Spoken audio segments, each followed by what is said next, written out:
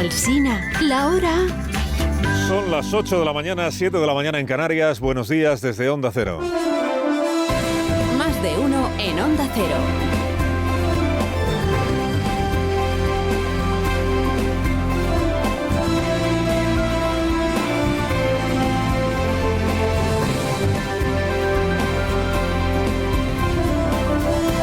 ¿Cómo están? Bienvenidos a una nueva mañana de radio. Estrenamos el 12 de junio de 2025. Es el 12 de junio de 40 años después. Estamos hoy aquí sancionando la participación de mi país en el proyecto común europeo.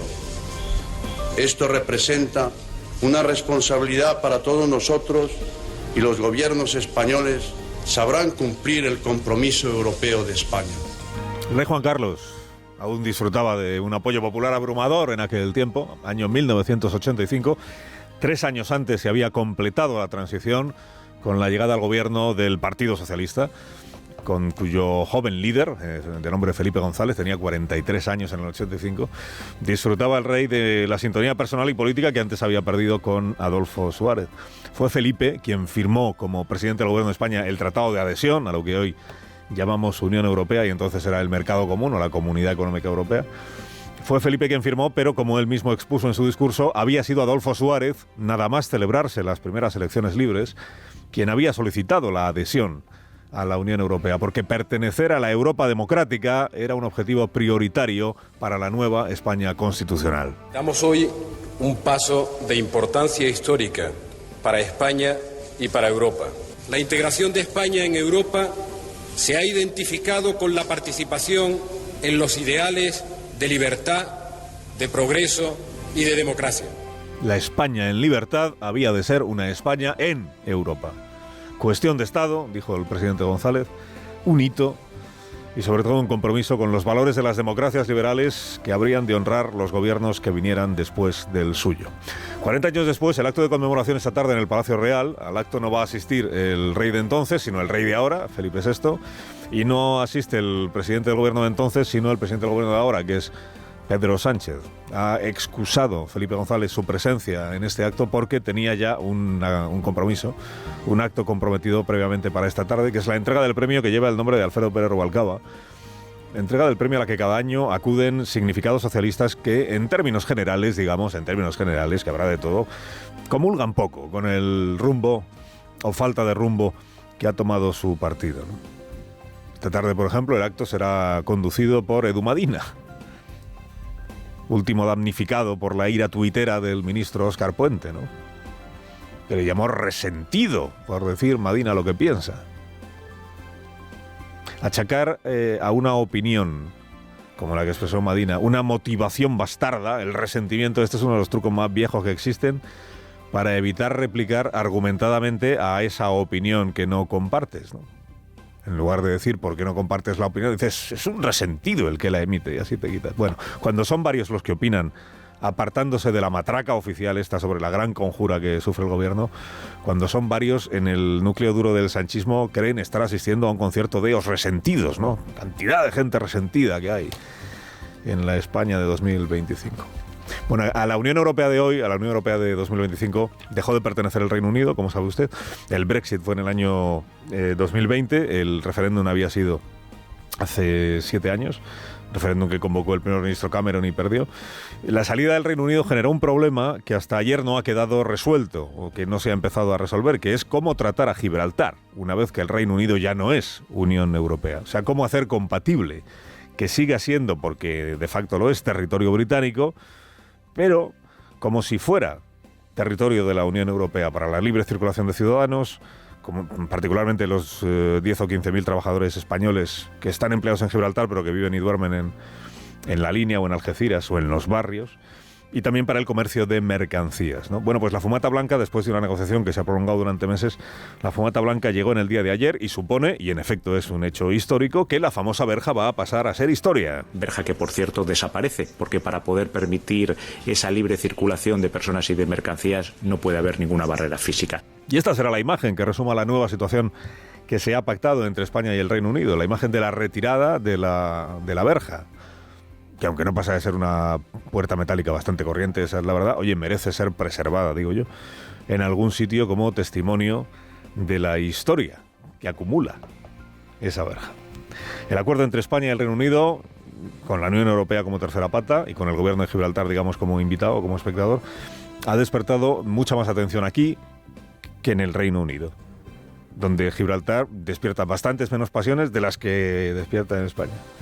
Y donde la oposición conservadora, por cierto, al gobierno laborista, le ha reprochado a este haber cedido demasiado a esta Unión Europea de la que ellos se salieron y a la que pertenece desde hace 40 años España. Bueno, si se cumple hoy el famoso teorema del matemático griego Tezanos de Mileto, cuyo enunciado es: a más escándalos y más reveses judiciales que tiene un partido político, más ganas tiene el personal de votarle. Si se cumple el teorema de Tezanos de Mileto, pues hoy, que hay encuesta del CIS, el PSOE se tendrá que poner ya cerca de la mayoría absoluta, o incluso por encima de la mayoría absoluta, si le ha dado tiempo a incluir en la cocina prodigiosa del CIS pues a las Leires, a los Dolcets, a las grabaciones Villarejas sobre saunas exhumadas en Ferraz hace un año, en fin. El presidente del gobierno, que es secretario general del Partido Socialista, anda más necesitado que nunca estos días de una inyección de ánimo, eso hay que entenderlo. O sea, entre hermanos procesados, fiscales generales a punto de procesamiento, esposas imputadas, exministros sospechosos de haber cobrado mordidas, Leires derrapando ante la prensa, secretarios de organización pendientes de ver si el Tribunal Supremo pide su suplicatorio, pues es natural que el presidente pues amanecerá cada día deseando que hubiera un CIS todas las mañanas. Que alabado sea Tezanos, que vela porque la moral de la tropa no decaiga. Sus encuestas cada vez tienen menos efecto balsámico porque la intención de voto que calcula Tezanos en sus encuestas no se la cree ni en la Moncloa, pero bueno, su perseverancia pues es encomiable. Cada gesto del presidente y de sus soldados se examina estos días con microscopio, diría. El encapsulamiento de Sánchez, por ejemplo, definitivamente alérgico a las preguntas de la prensa, ríete tú del plasma. La pérdida de pudor de algunos ministros a la hora de difundir a sabiendas noticias falsas. El silencio de Ferraz sobre los visitadores que acudían a ofrecer la mercancía del inframundo Villarejo. O este detalle de ayer en el hemiciclo, cuando Sánchez, de pie junto a su escaño, está charlando con Pachi López y pasa por detrás de él Santos Cerdán, que saluda a Pachi tocándole el hombro, pero no llega a saludar a Sánchez ni tocando ni sin tocar. Y le mira el presidente, o eso parece, es una impresión, claro, en las imágenes, como con cara de acelga a su secretario de organización. Se entiende que el nuevo informe de la UCO, que naturalmente existe, el informe de la UCO existe. Algunos decían hace una semana o 2 semanas, el informe no existe. No, claro que existe. ¿Cómo no va a existir si lo encargó el juez? El informe ya lo conoce el juez, lo recibió hace una semana, lo conocen los agentes de la UCO, los investigadores que lo han hecho, naturalmente. ¿Lo conoce ya o no el presidente Sánchez? El presidente del gobierno. En teoría no, Claro, Sánchez es el superior directo de Santos Cerdán en el partido. Se entiende que diga lo que diga esta vez la UCO, y algún adelanto ya conocimos anoche, ahora se lo traslado. Diga lo que diga esta vez la UCO, Cerdán permanecerá en su puesto de secretario de organización porque, a diferencia de Ábalos, escudero y confidente de Sánchez en el pasado, Santos Cerdán es rabioso presente. ¿Permanecerá en su cargo o no permanecerá? Yo no tengo ningún miedo, no tengo nada que defenderme, además, no sé qué es lo que puede haber. ¿No sabe qué es lo que puede haber? Pues desde anoche ya sabe alguna cosa, como sabemos todos, porque hubo primer adelanto de algunas de las cosas que contiene ese informe de la UCO en varios medios de comunicación. Por ejemplo, que hay grabaciones, bueno, esto ya se sabía que Koldo disponía de un arsenal de... Villarejo creó escuela en España, esto hay que reconocérselo. Disponía de un arsenal de grabaciones que ahora se va sabiendo que él mismo hizo sin que lo supieran sus interlocutores. O sea que en un determinado momento, dicen algunos, cuando se sintió investigado, dicen otros, desde que tiene uso de razón, digamos, en algún determinado momento decidió grabar las conversaciones que mantenía con determinadas personas para tener un blindaje o un seguro de vida con el que te digo yo, llegado el momento, poderle decir al gobierno de España, ojo, que si no atiendes a mis exigencias empiezan a salir las grabaciones, que las tendrá la UCO, pero también las tengo yo. Presuntamente todo. Presuntamente. Bueno, que lo que se adelantó anoche es que ese informe de la UCO recoge la transcripción, porque existen grabaciones, de conversaciones de Koldo con Ábalos, hablando de constructoras y de obra pública. De Koldo con Santos Sardán. Dice, bueno, con Ábalos, como era el ministro de Transportes, pues igual todavía tenía algún sentido que hablaran de eso. De Koldo con Santos Sardán. Y una grabación al menos en las que hablan los tres a la vez. O sea, hablan entre ellos los tres. Que sería, según estas informaciones de anoche, una de ellas del diario El País, sería donde supuestamente Santos Sardán habla de una constructora que les debe dinero, o de 4 constructoras. ¿Que les debe dinero a quiénes? ¿Y en concepto de qué? El juez, cuando recibió el informe de la UCO la semana pasada, tomó una primera decisión, que fue el registro de constructoras que se produjo el martes pasado y de la casa de José Luis Ábalos. Recordemos que Santos Sardán es diputado, que si el juez decide que hay que investigarle a fondo, tendrá que pedir permiso al Congreso de los Diputados. Tendrá que pedir el suplicatorio. 2 cosas más que sucedieron anoche. Que el diario El País elevó este asunto a la categoría de primera noticia de su edición digital, con el título «Una grabación implica a Cerdán en un cobro de comisiones». Y que el diario.es dio por hecho que las grabaciones ponen a Cerdán al borde de la imputación y del suplicatorio. Digo que esto no sé si para el gobierno son pseudomedios o qué, pero... Por cierto, aquellos que hace 2 semanas sostenían que el informe de la UCO sobre Santos Sardán no existía. ¿Y ahora qué? Porque a mi compañero le han crucificado con clavos que solo eran mentira y bulos. ¿Ahora qué hacemos?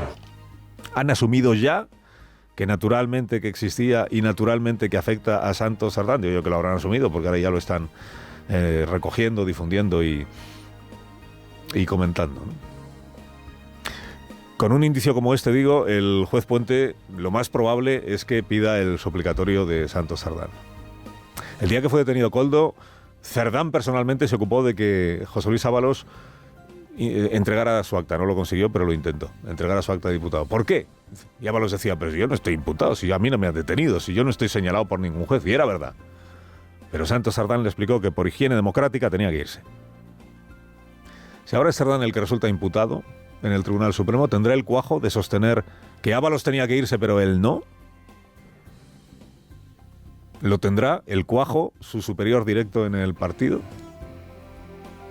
Desde Ferraz, o sea, desde Cerdán, se difundió anoche un comunicado en el que Cerdán niega que Cerdán haya participado en nada ilícito y Cerdán adelanta que cuando se conozca el informe entero, Cerdán ya se explicará.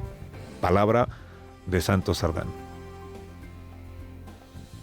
Entre tanto, el gobierno pues puede seguir imputando prevaricación a los jueces todos los días, a los jueces que no son de su gusto, e irritando aún más al Consejo General del Poder Judicial. Fíjese que en las 3 últimas semanas el gobierno ha acusado de prevaricación a varios jueces, ha afirmado que era delictiva la publicación de WhatsApps del presidente Sánchez, ha sido objeto de un chantaje del entorno de Koldo y no ha presentado denuncia alguna, ¿no? El PSOE también se ha declarado víctima de una imputación inaceptable, la de que Leire era su fontanera y Santos Sardán el urdidor de la maniobra. Las acciones legales que anunció tampoco han llegado. O sea, este paso van a tardar en llegar más las acciones judiciales por las publicaciones que se han realizado que la petición del suplicatorio al Congreso para que se le pueda investigar. Llegados a este punto, la única solución que tiene el relato gripado del gobierno es revelarnos a todos de una vez que Koldo García Izaguirre siempre fue un agente encubierto del Partido Popular, un infiltrado del PP y de la UCO, que llevaba 8 años urdiendo la voladura de Ferraz 70. Carlos Alsina